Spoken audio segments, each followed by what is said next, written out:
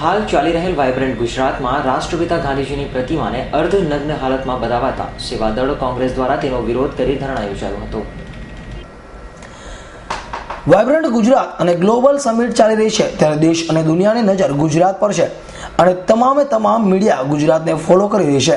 ત્યારે વાઇબ્રન્ટ ગુજરાતમાં મહાત્મા ગાંધી મંદિર ખાતે યોજાયેલ પ્રદર્શનમાં રાષ્ટ્રપિતા મહાત્મા ગાંધીની નમક માટેના સત્યાગ્રહ સમયની અર્ધનગ્ન પ્રતિમાઓ મૂકી તેમનું અપમાન થયું હોય રાજ્ય સરકારે આ અંગે માફી માંગવી જોઈએ તેવી માંગ ઉઠવા પામી છે.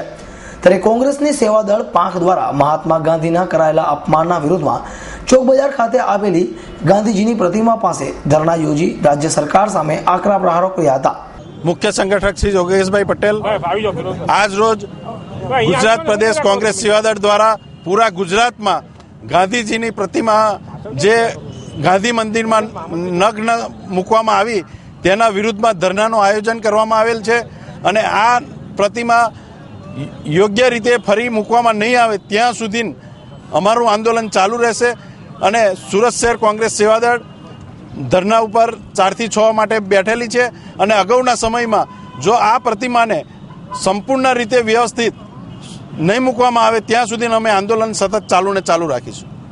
વાઇબ્રન્ટ સમિતિના મહાત્મા ગાંધીનું થયેલું અપમાન એ ગુજરાત અને ભારત દેશ તથા દરેક ભારતીયોનો હોય સરકારે આ અંગે માફી માંગવી જોઈએ તેવી માંગ પણ સેવાદળ દ્વારા કરાઈ રહી છે.